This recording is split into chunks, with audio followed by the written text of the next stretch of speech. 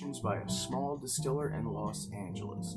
The base spirit is wheat. The botanicals are smoked black tea, black pepper, Assam tea, coriander, chamomile, grains of paradise, juniper berries, of course, lemon zest, lime zest, cassia, lemongrass, and rosemary. About 2/3 of the botanicals is juniper, which comes from Bulgaria.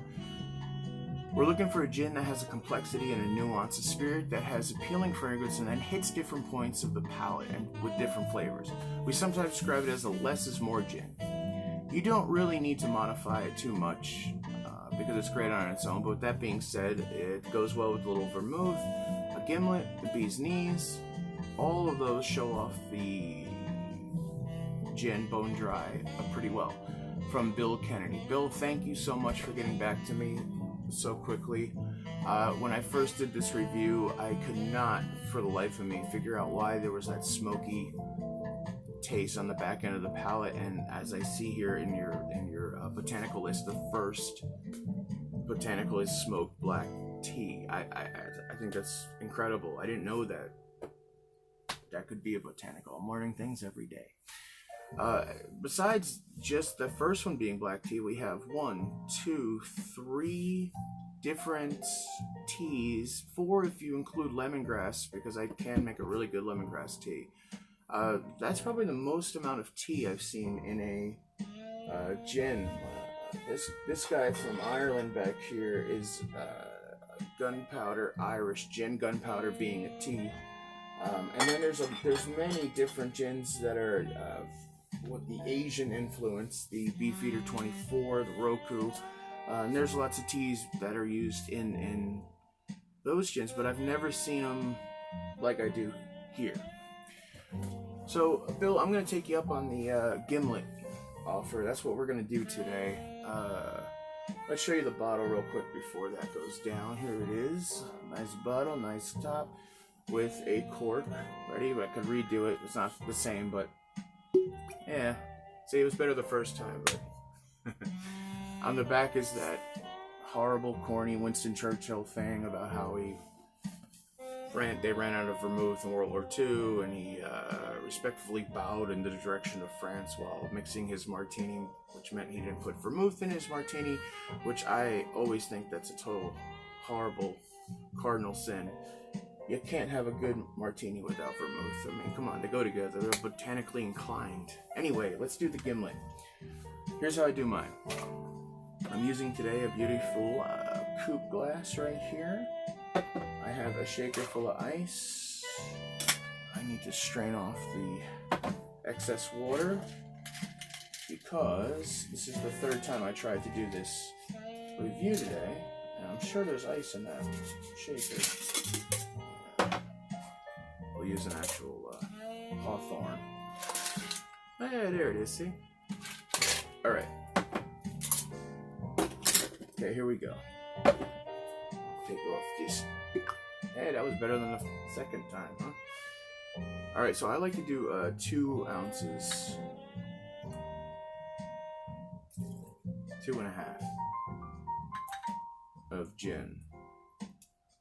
Now, traditional Gimlet does use Rose's lime cordial. I hate it. I'm sure everyone out there hates it as well. It's just so artificial. Back in the day, it was a necessity. The Gimlet was made to ward off scurvy, and scurvy was a horrible disease. Once they figured out, though, that citrus fruit, vitamin C, cured it, there, that's how we get it. And they put a little bit of gin into it, and lo and behold, it was medicinal and it was delicious as well. Alright, so some of my turbinado simple syrup, which I love. I'm only going to put about 1/2 ounce to 3/4 of an ounce. I do like it a little sweet. Who doesn't, right? Alright, and then I have some fresh lime juice right here. Man, this jazz is rocking. I mean, it's jazzing. Alright. So with the lime juice, I go about the same, 3/4.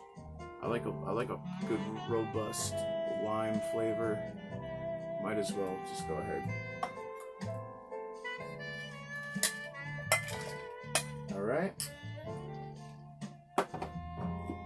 Put our tap on, like I know what I'm doing. Oh man, there's nothing more pathetic than sitting down and shaking a drink. That's how they do, well.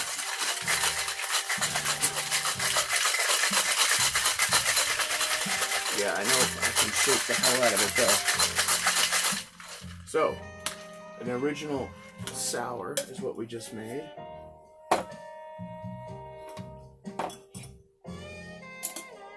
Of course, I'm going to double strain so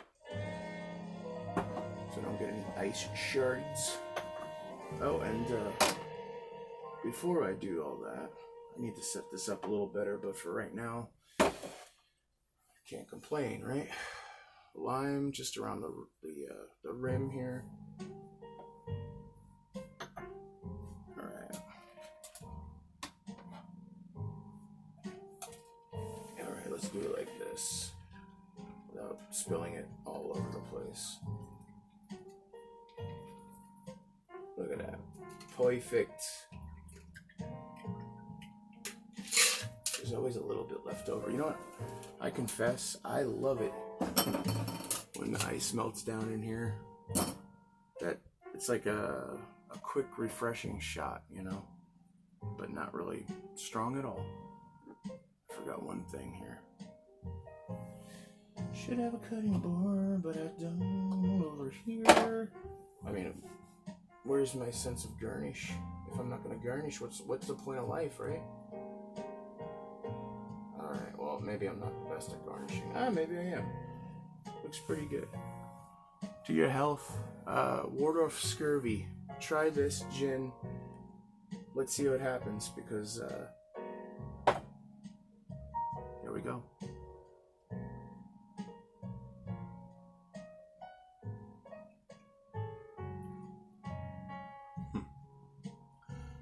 So, Mr. Kennedy there, Bill, you're spot on, man.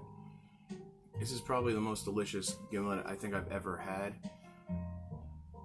There's that smoky taste in the back, but it's not like a whiskey smoke. It's the tea. It's the tea shining through, so the botanical it's beautiful. It's a very, very beautiful gin. I suggest if you see one of these out there, pick it up. Try a cocktail. Try it neat. I mean, you never know. You might really enjoy it that way.